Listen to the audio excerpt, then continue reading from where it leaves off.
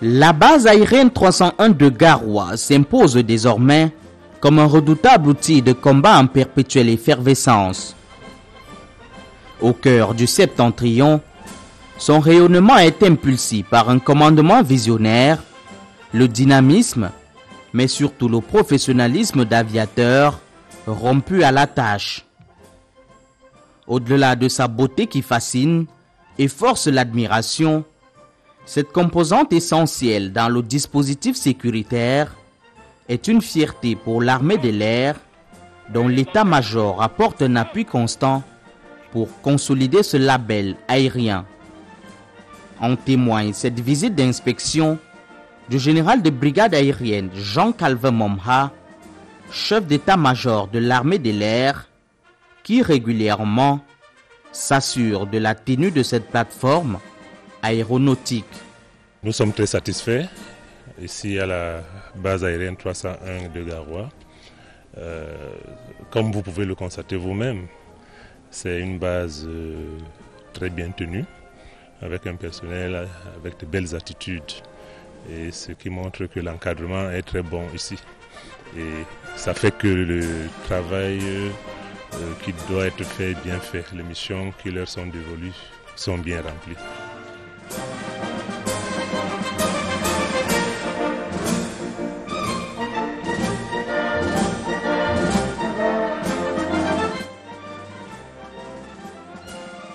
La reconnaissance des prouesses de cette base par le haut commandement est le fruit d'une organisation adaptée à la souplesse et à la rapidité d'emploi des moyens aériens. La base aérienne en elle-même entre comme une structure de soutien. Nous soutenons donc des forces qu'on appelle les escadrons aériens. Ils sont stationnés sur notre plateforme. Nous avons le 31e escadron aérien et le 32e escadron aérien. Le 31e escadron aérien est une formation qui œuvre particulièrement sur avec les avions de combat, l'Alpha Jet que vous connaissez bien. Et le 30e escadron est un escadron de reconnaissance qui à l'époque œuvrait énormément avec les ULM et qui ces jours-ci œuvre avec des Cessna 208 qui sont des avions très bien équipés pour la recherche du renseignement. C'est une structure qui appartient directement au chef d'état-major de l'armée de l'air, qui est le général de brigade aérienne Jean-Calvin Momha, qui est notre patron. Et ces forces, donc, de temps en temps, sont mises à la disposition de la région, qui est la composante opérationnelle. Donc, nous sommes entraînés, nous sommes sous la tutelle organique du chef d'état-major de l'armée de l'air, mais nos missions, de temps en temps, se font, en plus des entraînements, nous faisons des missions opérationnelles au profit de la région. Dans la RMIA 3. Mais il faut savoir que l'aviation est une composante qui est nationale et internationale. Ça veut dire que si une de nos régions interarmées a besoin de notre appui, que ce soit la RMIA 2, RMIA 3, RMIA 4, RMIA 5, ainsi de suite, nous serons là pour les appuyer.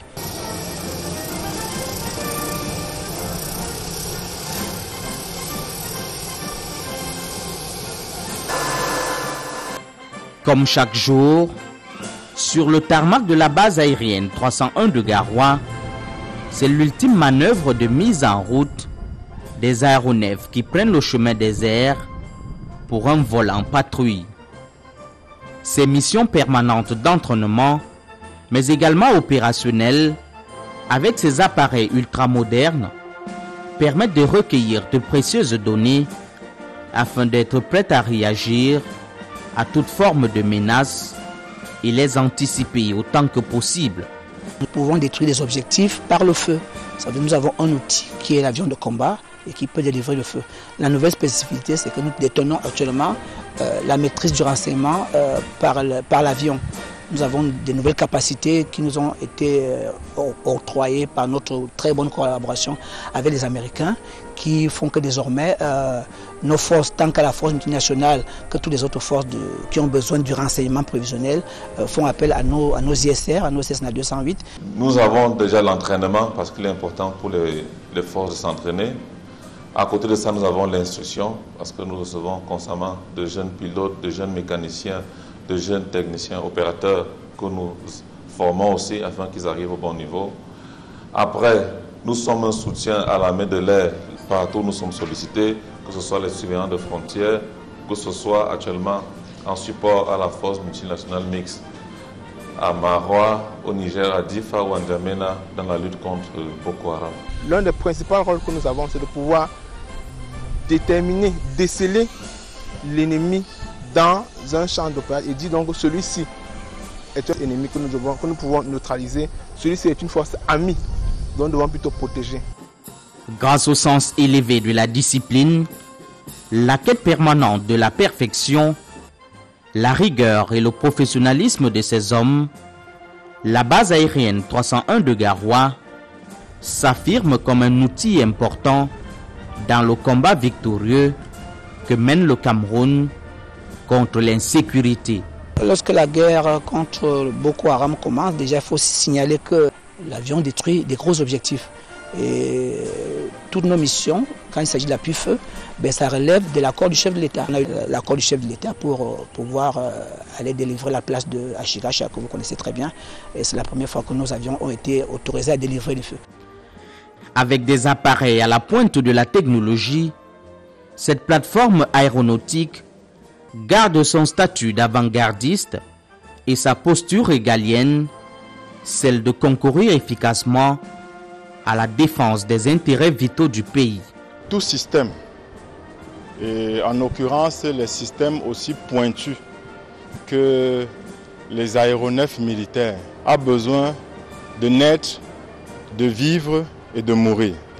Au niveau de la maintenance aéronautique, notre souci premier, c'est de faire en sorte que ces aéronefs vivent le plus longtemps possible. Et il ne s'agit pas seulement de vivre.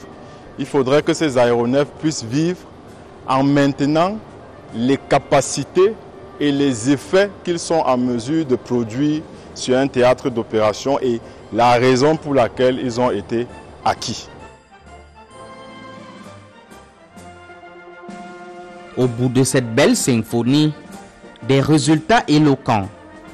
Pour assumer plus efficacement ses missions, la base aérienne 301 de Garoua peut compter sur les partenaires qui entretiennent d'excellentes relations de coopération militaire avec le Cameroun.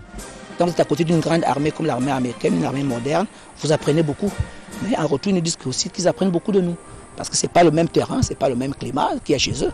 Donc quand ils arrivent chez nous, ils bénéficient aussi de beaucoup de choses. C'est une très bonne collaboration et je suis satisfait d'avoir eu à gérer ces Américains sur cette plateforme pendant 4 ans sans aucun problème. On a eu une très grosse coopération avec la France, avec le PANVR, qui était le pôle aéronautique national à vocation régionale. Ce savoir-faire qu'on avait emmagasiné dans le cadre du PANVR, nous souhaitons le remettre en place en créant notre propre structure de formation des officiers et des pilotes de l'armée de l'air.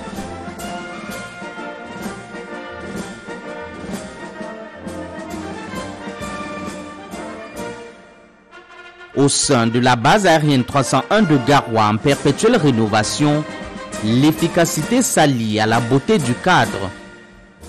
Ici, de jour comme de nuit, son jardin verdoyant, ses avions Fouga Magistère mis en stèle, sa piscine semi-olympique impose respect et admiration. Cette occasion de remise des dons de table-banc et de chaises à l'école maternelle et primaire publique de la base aérienne 301 de Garoua par le général de brigade aérienne Jean-Calvin Momha, chef d'état-major de l'armée de l'air, est la preuve d'une constance dans la consolidation des liens armée-nation. L'hôpital de la base accueille non seulement les personnels militaires et leurs familles, mais aussi les populations riveraines. Un lien armée-nation fort dans un environnement qui prône et galvanise le vivre ensemble à travers ce grand moment de communion. Ce traditionnel repas de corps est l'occasion de célébrer le mérite. Une opportunité également pour rendre un vibrant hommage aux valeureux soldats qui ont servi la nation jusqu'au sacrifice suprême. On combine à la fois l'effort du militaire lui-même et l'effort du commandant de la base aérienne, pas le commandant de la base aérienne, pour que le militaire qui vit au sein de la base aérienne 301 soit fier de l'environnement dans lequel il vit pour qu'il ait le meilleur rendement.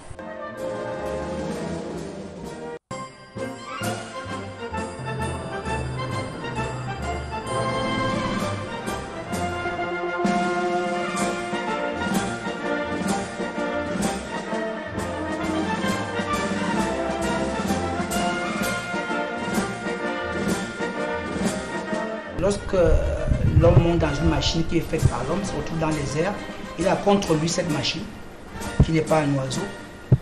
Il est dans une machine qui a été construite par un homme.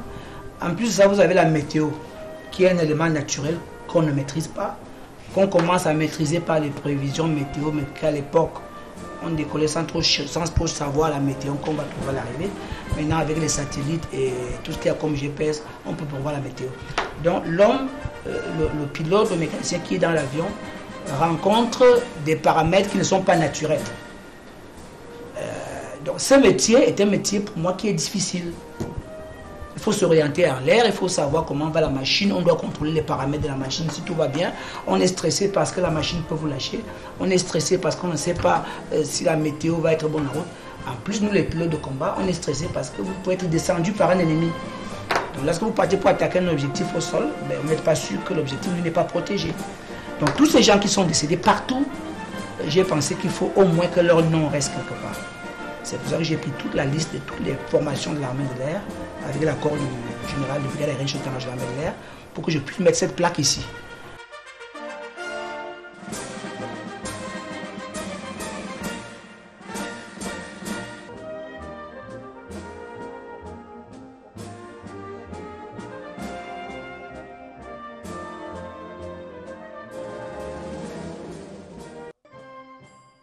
La base aérienne 301 de Garoua, fleuron de l'armée de l'air, démontre sa portée stratégique indéniable et son rôle décisif au sein des forces de défense qui font face avec une efficacité redoutable à toute forme de menace.